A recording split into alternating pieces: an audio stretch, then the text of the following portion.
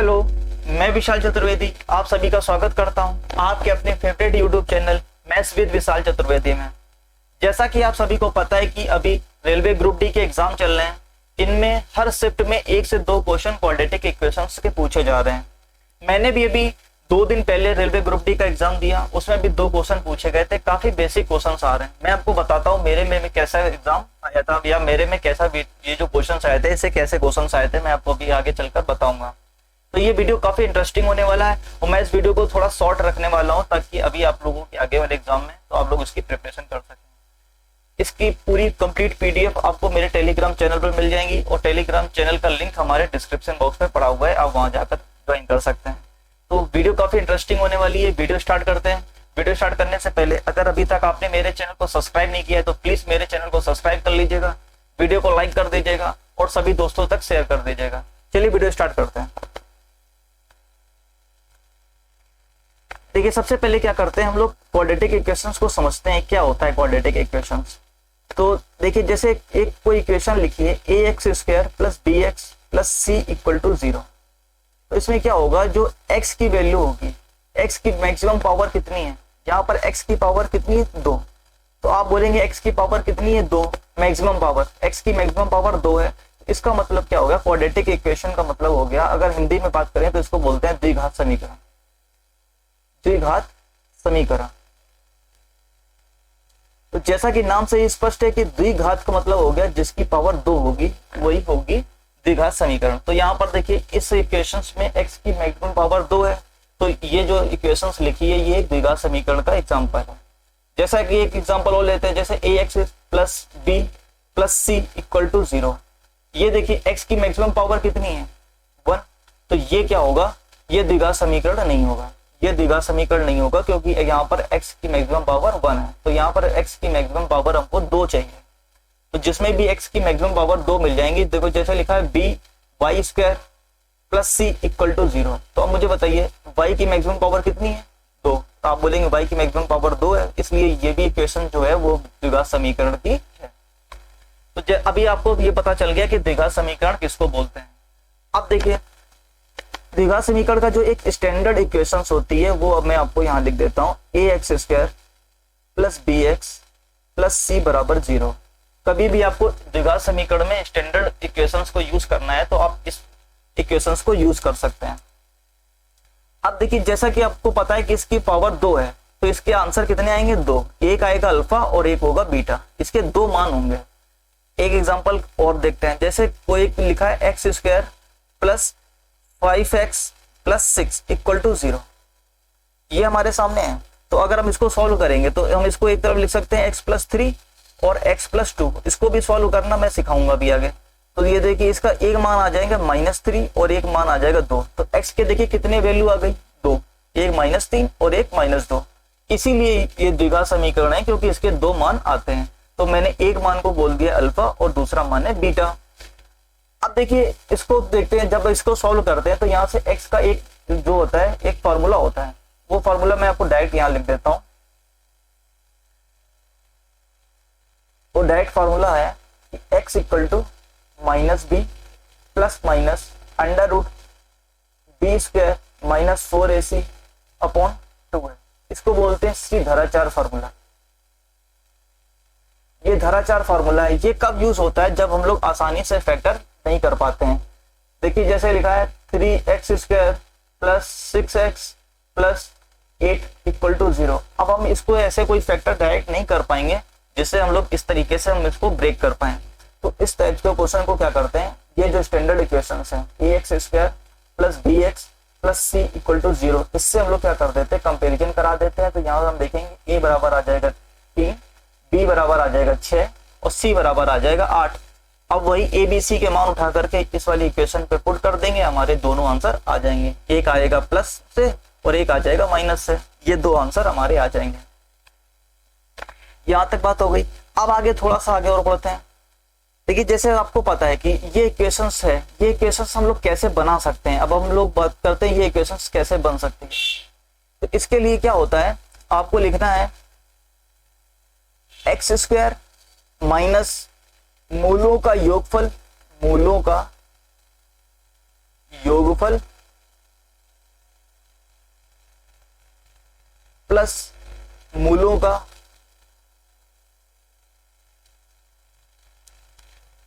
गुणनफल बराबर 0, या इसको इसी तरीके से वो लिख सकते हैं x square minus alpha plus beta x, यहां पर एक्स आएगा, plus alpha into beta equal to 0। ये एक किसी भी इक्वेशंस को बनाने, क्वाड्रेटिक इक्वेशंस को बनाने का एक फॉर्मूला है, ये भी एक फॉर्मूला है। इससे भी डायरेक्ट क्वेश्चंस आते हैं। देखो मैं आपको बताता हूँ इससे कैसे क्वेश्चंस आते हैं। मैं थोड़ा ये इधर थोड़ा रफ कर देता हूँ।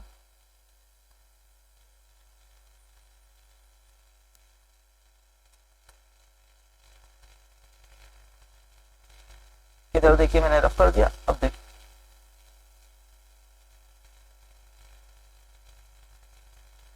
इधर देखिए जैसे हमसे बोला जाएगा कि बताइए अगर अल्फा दे दिया, अल्फा इक्वल टू दे दिया 5, बीटा इक्वल टू दे दिया, हमसे बोलेगा बीटा इक्वल टू 6। अब मुझे बताइए कि इसका एक इक्वेशंस बताइए। तो हम लोग क्या करेंगे, एक्स स्क्वायर माइनस मूलों का योगफल, इन दोनों को ऐड कर देंगे, क्या आ जाएगा 11x प्लस मूलों का गुणनफल 5 छक्का 30। ये डायरेक्ट हम लोग आंसर लिख देंगे, ये क्वाड्रेटिक इक्वेशन बन जाएगी x square minus 11x plus 30। इससे भी डायरेक्ट क्वेश्चंस आते हैं। अभी तक इससे क्वेश्चंस नहीं आए, आगे किसी शिफ्ट में बन सकता है। इसको आप लोग ध्यान रखिएगा, ये इंपॉर्टेंट है, ये भी इंपॉर्टेंट है और ये भी इंपॉर्टेंट है। मैं आपको बता दूं आगे चलकर मैंने सिर्फ एक पेज में इसको समराइज कर दिया है, पूरा एक पेज में, जो मेरा नोट्स थे उसको मैंने सिर्फ एक पेज में समराइज कर दिया है। मैं आगे आपको बताऊंगा। तो अभी मैं आपको सीधे 1 बाय 1 करके समझाता चला जा रहा हूँ, आगे मैं आपको समराइज कर दूंगा। देखिए अब देखिए नेक्स्ट, अब इसके आगे देखिए क्या होता है। इसके आगे देखिए जैसे ये है कि a x square plus b x plus c equal to 0 है। तो अभी मैंने बताया इसके दो आंसर होंगे, अल्फा और बीटा। तो हम लोग देखेंगे, अगर हम लोग बात करते हैं अल्फा प्लस बीटा की, अभी हमने बताया ना मूलों का योगफल और मूलों का गुणनफल। तो मूलों का योगफल ये कैसे हम लोग निकालेंगे, मूलों का योगफल निकालेंगे, अल्फा प्लस बीटा निकालना होगा तो माइनस का बी अपॉन ये, इस वाली इक्वेशन से हम लोग क्या कर देंगे, तुलना करा देंगे और माइनस बी और एक ए बी सी के मान निकाल करके यहाँ पर पुट कर देंगे। इससे काफी क्वेश्चन आ रहे हैं अभी हाल फिलहाल एग्जाम में। और अल्फा इंटू बीटा देखें, अल्फा इंटू बीटा होता है सी अपॉन है, अल्फा इंटू बीटा होता है सी अपॉन है। इससे काफी क्वेश्चंस आ रहे हैं। तो अभी आप सिर्फ इसको नोट कर लीजिए, आगे मैं आप लोगों के लिए क्वेश्चंस लेकर के आया हूं तो मैं आपको फॉलो कराऊंगा। इसको सिर्फ नोट कर लीजिए कि अगर अल्फा प्लस बीटा यानी कि मूलों का योगफल निकालना है तो हम लोग क्या करेंगे, माइनस बी अपॉन ए करेंगे, और अल्फा इंटू बीटा यानी कि मूलों का गुणनफल निकालना होगा तो हम लोग सी अपॉन ए निकाल लेंगे। अब आगे देखते हैं, आगे होता है देखो मूलों का स्वभाव, या फिर इसको बोल सकते हैं nature of roots, nature of roots. ये क्या होता है, देखिए जैसे हमारे सामने लिखा है डी, ये क्या चीज है तो मैं आपको बताता हूं। इसको बोलते हैं डिस्क्रिमिनेंट, या फिर हिंदी वाले बोलते हैं विविक्त कर, विविक्त कर। ये कुछ भी नहीं होता, इसको आपको याद करने की जरूरत नहीं है। आप सिर्फ इतना याद रखिए कि डी इक्वल टू होता है b square minus 4ac। D की जो वैल्यू होती है वो बी स्क्वायर माइनस 4ac होती है। ये ए बी सी क्या होते हैं, जो अभी हमने आपको बताया, a x square plus b x plus c equal to 0। इसे कंपेरिजन करा देंगे, ए बी सी के मान आ जाएंगे, वही डी है। अब देखिए अगर हम लोग इस क्वेश्चन को सॉल्व करते हैं तो डी की अगर वैल्यू, अगर हम लोग ये इसका मान निकाला, इसका मान अगर डी का मान जो है वो 0 से बड़ा आ जाएगा, 0 से क्या हो जाए, बड़ा आ जाएगा, तो होगा क्या, जो हमारे मूल निकलेंगे वो वास्तविक होंगे और असमान होंगे, मतलब अलग अलग होंगे। अगर डी का मान 0 से बड़ा आता है तो मूल जैसे होंगे, रियल होंगे और डिफरेंट होंगे। मूल कैसे होंगे, डिफरेंट होंगे और रियल होंगे। ये काफी इंपॉर्टेंट स्लाइड है, इसी से क्वेश्चंस बन रहे हैं, इसी एक स्लाइड से क्वेश्चंस बन रहे हैं। मेरे में भी इसी तरीके से एक क्वेश्चन आया था और एक दूसरे तरीके से आया था। तो डी इक्वल, अगर डी की वैल्यू 0 से बड़ी होगी तो मूल कैसे होंगे, रियल होंगे और डिफरेंट होंगे। और अगर डी की वैल्यू 0 के बराबर हो जाए, यानी कि बी स्क्वायर माइनस 4ac अगर 0 हो जाए तो क्या होगा, मूल रियल भी होंगे और समान भी होंगे। इन दोनों में देखिए इतना ही अंतर है कि इसमें क्या होंगे, वास्तविक होंगे, रियल होंगे, लेकिन इसमें क्या होंगे, अलग अलग आएंगे। और इसमें भी मान वास्तविक होगा यानी कि रियल होंगे, पर क्या होंगे, सेम होंगे, इसमें वैल्यू होंगे रियल एंड सेम। इसके जो दो वैल्यू आएंगी वो दोनों सेम होंगी, एक ही होंगी, और इसमें जो दो वैल्यू आएंगी वो अलग अलग होंगी। अब इधर देखिए, अगर डी की वैल्यू 0 से छोटी हो जाए, डी की वैल्यू अगर 0 से छोटी हो गई, इसका मतलब क्या हो गया, निगेटिव हो गया। अगर वैल्यू निगेटिव में आती है तो ये क्या होंगे, ये इमेजिनरी हो जाएंगे, इसके मूल अवास्तविक होंगे, इमेजिन हो जाएंगे, इमेजिनरी नंबर हो जाएंगे, इमेजिनरी नंबर। तो यहां तक आपको बात समझ में आ गई कि डी की वैल्यू अगर 0 से बड़ी आती है तो हमारे मूल वास्तविक होंगे और समान होंगे। डी की वैल्यू अगर 0 के बराबर होती है तो वास्तविक और समान होंगे, और डी की वैल्यू अगर 0 से छोटी आती है तो अवास्तविक होंगे, इमेजिनरी नंबर हो जाएंगे। आगे बढ़ते हैं, इसको आप लोग स्क्रीनशॉट भी ले सकते हैं, नहीं तो हम लोग पीडीएफ तो आपको दे ही देंगे। आगे इसी का वो भी हम लोग क्वेश्चन भी लिए, कई सारे क्वेश्चन हैं, मैं आपको बताता हूँ। देखिए जैसे ये क्वेश्चन लिए, अभी हमको सॉल्व कराएंगे। अभी आप सिर्फ इतना समझिए, अभी आप थ्योरी समझिए थोड़ी सी, यहां तक बात समझ आ गई। अब आगे बढ़ते हैं। अब ये देखिए, इससे भी क्वेश्चन आ सकते हैं, ये रैखिक समीकरण। अभी तक ये क्वाड्रेटिक इक्वेशन था, ये था ये सिंगल रैखिक समीकरण, एक इक्वेशन। अब देखिए यहाँ पर x की पावर 1 है, y की पावर भी 1 है, x की पावर 1 है, y की पावर 1 है, यानी कि ये क्या रैखिक समीकरण है। इससे भी क्वेश्चन बन जाते हैं, आगे वाले शिफ्ट में बन सकते हैं। तो देखिए क्या है कि जैसे अभी मैंने बताया कि अगर क्वाड्रेटिक इक्वेशन है तो वो क्या होगी, ax² + bx + c = क्या होगा, 0, ये होगा। अगर कोई वैल्यू रैखिक समीकरण है, यानी कि लीनियर इक्वेशन है, इसको बोलते हैं लीनियर इक्वेशन, तो वो उसका वो होंगे ax + by + c = 0, ये हो गया। तो अगर हमारे पास कोई दो वैल्यू है, मतलब दो क्या है, रेखाएं हैं, देखो जैसे ये कोई एक रेखा ये है, इसका कोई एक इक्वेशन है, इसके इक्वेशन है कि ax1 + b1 y1 + c1 = 0, और एक कोई इक्वेशन सी है, इसके इक्वेशन है क्या, a2x + b2y + c2 = 0, मतलब एक लाइन ये और एक लाइन ये। तो हमारे पास अगर दो लाइनें हैं तो दो लाइनें क्या हो सकती हैं, एक दूसरे को काट सकती हैं।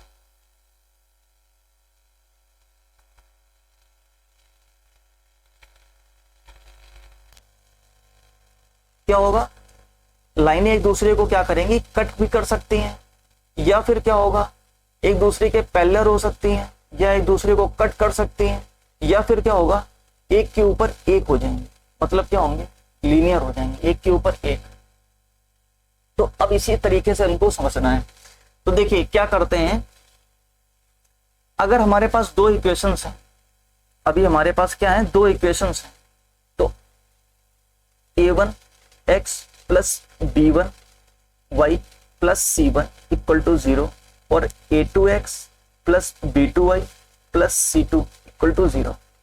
तो यहां से a1 b1 और c1 a2 b2 c2 की वैल्यू आ जाएंगी। तो हम लोग देखें, अगर a1/a2 does not equal to b1/b2, अगर ये कंडीशन बन जाती है, देखो जैसे पहली वाली कंडीशन दी है कि a1/a2 does not equal to b1/b2, यानी कि पहले दो इक्वेशंस का जो a1/a2 का जो रेशियो है वो b1/b2 के इक्वल नहीं होता है, तो ये क्या होगा, ये अद्वितीय हल होंगे। अद्वितीय हल होने का मतलब क्या है, इसमें सिर्फ और सिर्फ एक आंसर आएगा, मतलब ये लाइन कहीं ना कहीं एक पॉइंट पर, सिंगल पॉइंट पर कहीं ना कहीं कट कर रही होगी, उसका सिर्फ एक ही आंसर संभव है।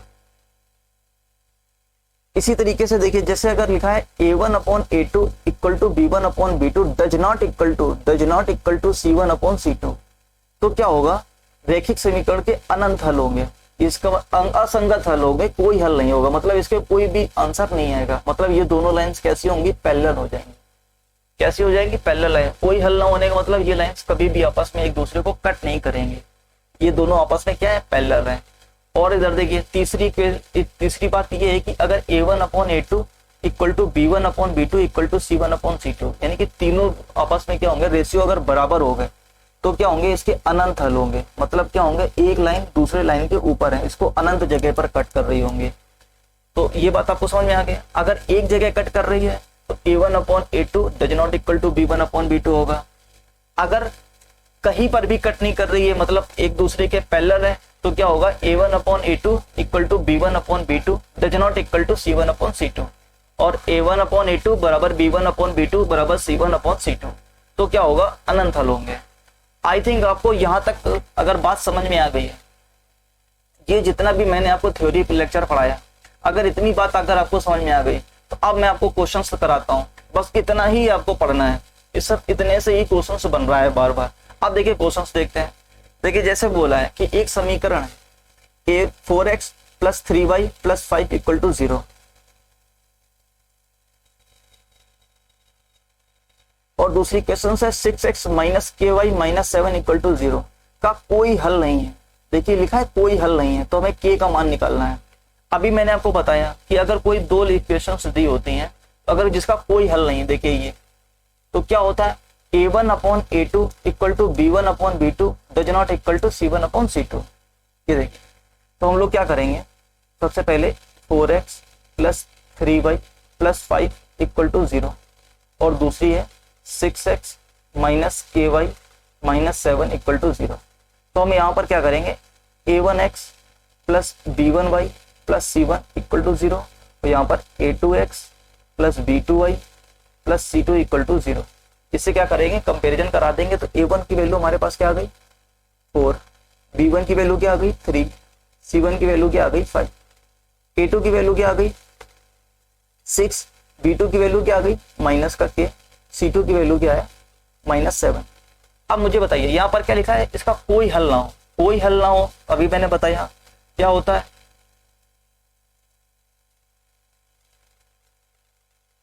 कोई हल ना हो, इसका मतलब क्या, a1 upon a2 equal to b1 upon b2 does not equal to c1 upon c2, यही होता है। तो देखिए a1 अपॉन a2 करेंगे तो क्या आ जाएगा 4 upon 6 equal to 3 upon minus के does not equal to 7 upon minus 7, minus 7 5 upon minus 7, ये होता है। अब हम लोग क्या करेंगे, सिर्फ यहीं से k की वैल्यू आ जाएगी हमारे पास, k की वैल्यू क्या आ जाएगी माइनस का 4k इक्वल टू क्या आ जाएगा 18, k इक्वल टू आ जाएगा माइनस का 18 अपॉन 4, इसको सॉल्व करेंगे तो क्या आ जाएगा माइनस का 4.5, k की वैल्यू क्या आ गई माइनस का 4.5, ये आंसर हो गया। देखिए इस टाइप के क्वेश्चंस आपके, देखिए अभी आरपीएफ एसआई जो हुआ था रेलवे एसआई का, उसमें भी पूछे गए थे, इस बार भी इसी तरीके से क्वेश्चन पूछे जा रहे हैं। आगे देखें, आगे देखिए मेरे पास बोला है कि एक इक्वेशन है जिसमें 9x plus 3y plus 12 equal to 0, 18x plus 6y plus 24 equal to 0। तो आप उसको अब देखिए डायरेक्ट, आप थोड़ा सा डायरेक्ट करते हैं। देखिए जैसे यहाँ पर लिखा है 9, यहाँ पर लिखा है 18, इसका मतलब क्या हो गया, रेशियो क्या हो गया 1:2, 9 दूनी 18, 3 दूना 6 और 12 दूनी 24। इसका मतलब क्या हो गया, इसमें जो a1 upon a2 equal to b1 upon b2 equal to c1 upon c2, ये सभी क्या है 1/2 के इक्वल है। अब मुझे बताइए ये कंडीशन कब बनती है, अभी मैंने आपको बताया देखिए पिछले स्लाइड में कि a1 upon a2 equal to b1 upon b2 equal to c1 upon c2 कब होता है, जब इसके अनंत हल हो, अनेक हल होंगे। तो बस देखिए इसका आंसर आ जाएगा। इसमें देखिए अद्वितीय हल नहीं है, इसके अनंत हल हो सकते हैं। हमारा डी ऑप्शन इसका क्या हो जाएगा, राइट आंसर हो जाएगा। इस टाइप के आपको क्वेश्चन सॉल्व करने हैं। नेक्स्ट देखते हैं। नेक्स्ट क्वेश्चन में बोल रहा है कि समीकरण 4x plus 8y plus 5 equal to 0, 21x minus ky minus 7 equal to 0 का कोई हल संभव नहीं है, इसका कोई भी हल नहीं है। तो क्या होगा, अब देखिए यहाँ से a1 की वैल्यू क्या आ गई, a1 की वैल्यू आ गई 14, b1 की वैल्यू क्या आ जाएगी, b1 की वैल्यू आ जाएगी 8, c1 की वैल्यू क्या आ गई 5, a2 की वैल्यू यहाँ से क्या आ जाएगी 21, b2 की वैल्यू क्या आ जाएगी माइनस का k और c2 की वैल्यू आ जाएगी माइनस का 7। अब इसका कोई हल नहीं, कोई हल नहीं। अभी मैंने बताया a1 upon a2 equal to b1 upon b2 does not equal to c1 upon c2। तो यहाँ से देख लीजिए 14 अपॉन 21 इक्वल टू क्या हो जाएगा 8 अपॉन माइनस का k, इसको कट कर लीजिए, 7 दूनी 14, 7 21, 2 चौको 8, k की वैल्यू आ गई माइनस का 12। डी आंसर इसका क्या हो गया, राइट आंसर। इस तरीके से आपको क्वेश्चंस मिलेंगे। आगे देखते हैं। आई थिंक अब ये वाला क्वेश्चन आप अपने आप खुद से भी ट्राई कर सकते हैं, ये क्वेश्चन आपके लिए होमवर्क दे दिया मैंने आपको। नेक्स्ट देखते हैं। अब ये देखिए, अभी बोला है a x square minus 4x plus 4b equal to 0, x square minus 4x plus 4b equal to 0 का बोला दो वास्तविक हल हैं, इसके दो वास्तविक हल हैं, इसका मतलब क्या हो गया, दो हल होंगे वो भी अलग अलग। अभी मैंने आपको बताया, देखिए पिछले स्लाइड में, इसी स्लाइड में बताया मैंने आपको, इसके दो वास्तविक हल होंगे, वास्तविक भी होंगे और असमान दो अलग अलग। अगर बोलता समान एक ही होता है तो क्या आएगा, डी की वैल्यू 0 से बड़ी होनी चाहिए। आगे देखते हैं, डी की वैल्यू 0 से बड़ी होनी चाहिए।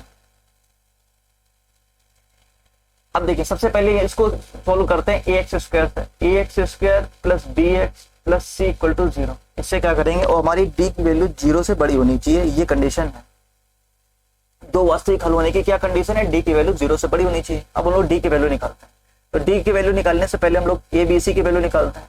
तो ए बी सी के यहाँ को ए की वैल्यू क्या हो जाएगी 1, बी की वैल्यू क्या हो गई -4 और सी की वैल्यू हो गई 4b।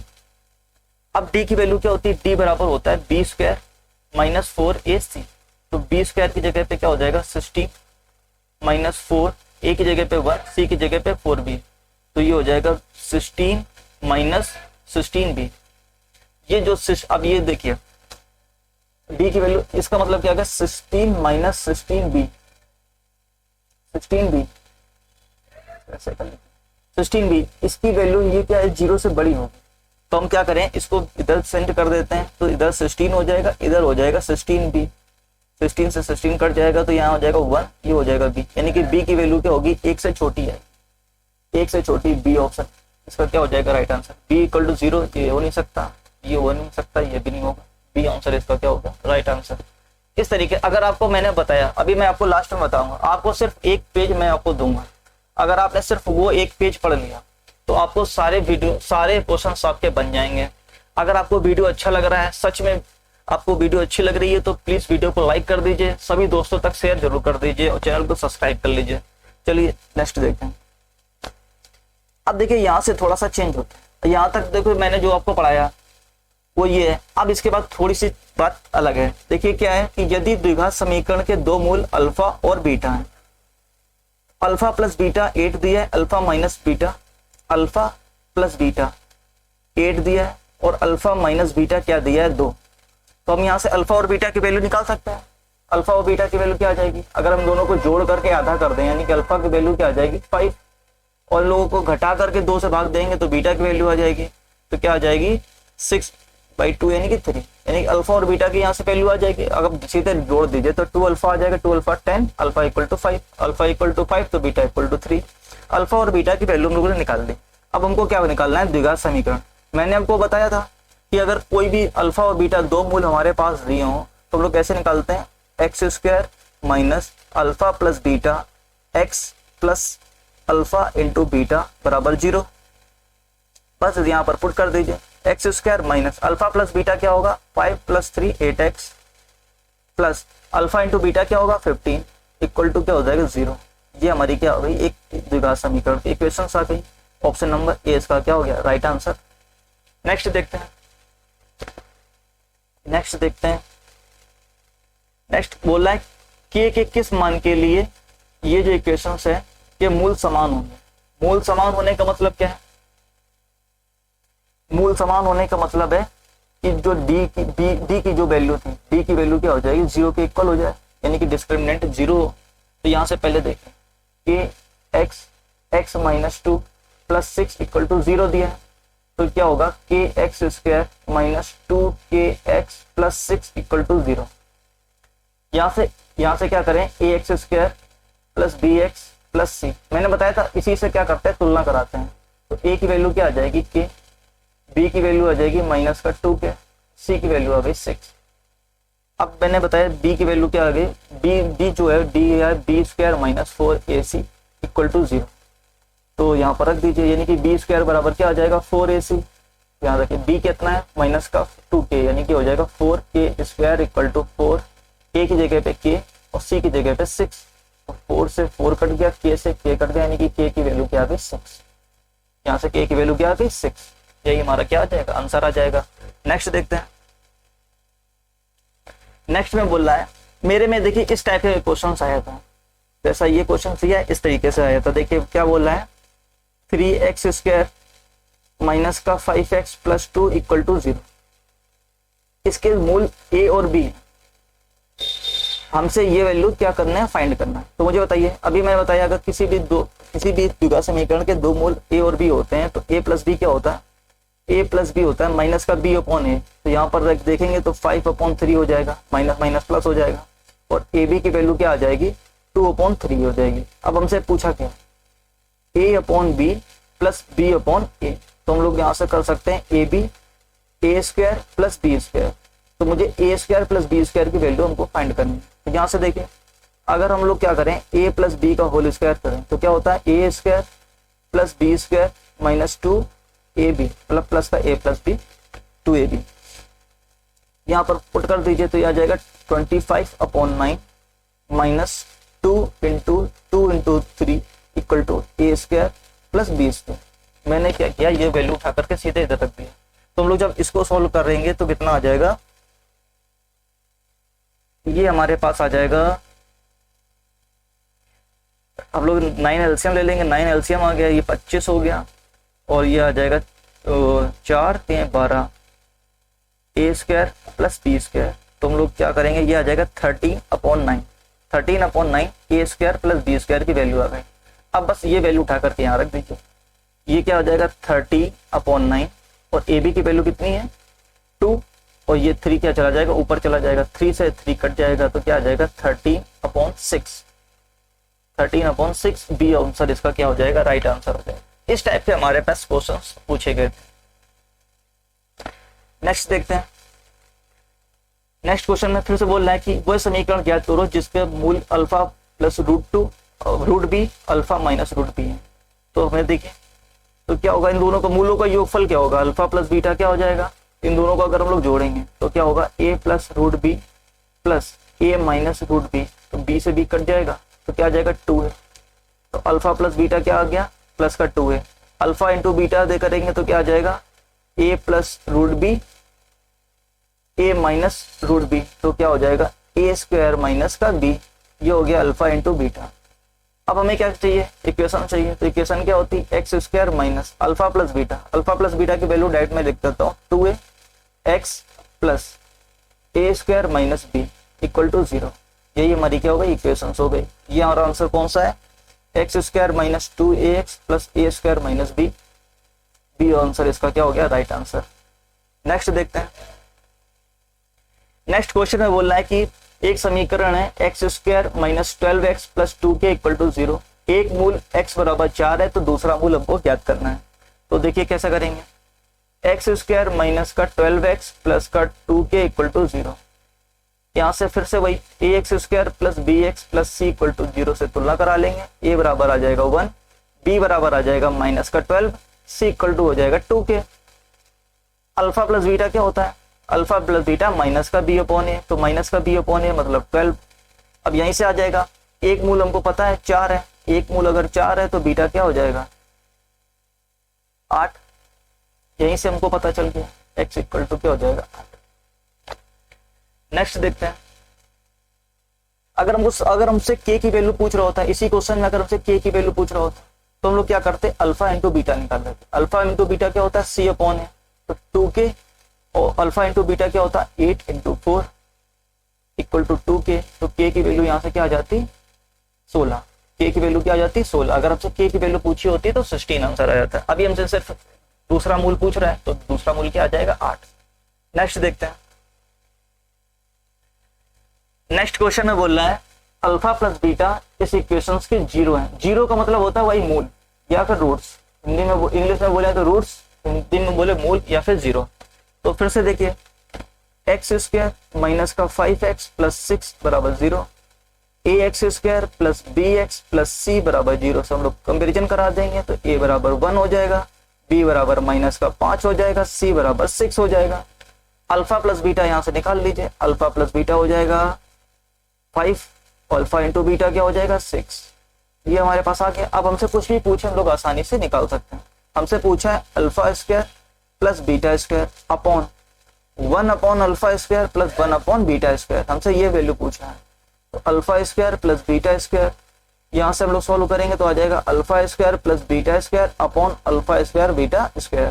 तो अल्फा स्क्वायर बीटा स्क्वायर से कट जाएगा, ये ऊपर चला जाएगा। तो हमारे पास फाइनली बचेगा alpha square plus beta square. तो अल्फा स्क्वायर बीटा स्क्वायर यानी कि अल्फा बीटा इसका होल स्क्वायर चाहिए, तो 6 का स्क्वायर क्या हो जाएगा 36। यही हमारा क्या हो जाएगा करेक्ट आंसर हो जाएगा सी ऑप्शन। आपसे यहाँ पे एक चीज और पूछ सकता है, मैं आपको यहीं पर बता दूं छोटा सा, यहाँ पर यही सेम क्वेश्चन से इसमें एक चीज और पूछी जा सकती है कि अगर मुझे बताइए कि alpha square b plus beta square alpha, इसकी वैल्यू बताओ। हमसे इसकी वैल्यू भी पूछी जा सकती है या कुछ भी पूछा जा सकता है। तो आपको सिर्फ अल्फा प्लस बीटा निकालना है और अल्फा बीटा निकालना है। अब आपसे कुछ भी पूछा जाए आराम से निकाल लें।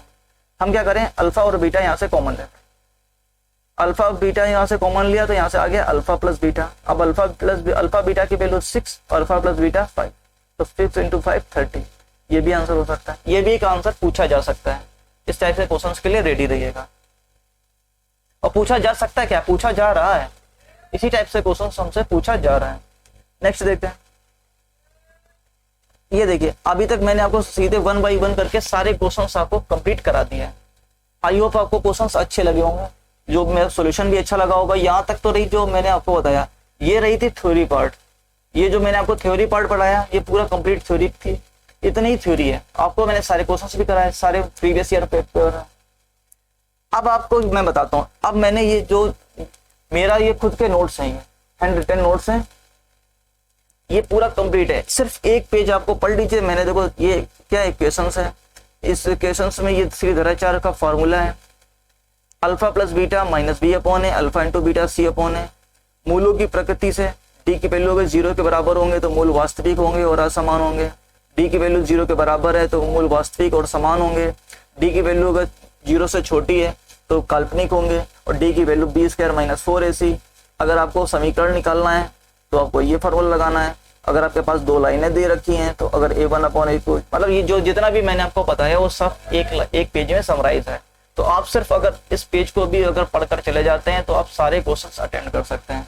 तो चलिए वीडियो को लाइक कर दीजिए, अभी भी वीडियो को लाइक कर दीजिए, सभी दोस्तों तक शेयर कर दीजिए। Thank you. ऐसे ही इंटरेस्टिंग वीडियो और मैं आप लोगों के लिए डेली लाता रहूंगा हर टॉपिक पे। आप मुझे कमेंट बॉक्स में बता दीजिए अब आपको कौन सा टॉपिक पे आपको वीडियो चाहिए। जो आप कमेंट बॉक्स में बताएंगे मैं आपके लिए अगले वीडियो उसी टाइप पे देकर के आ जाऊंगा। Thank you.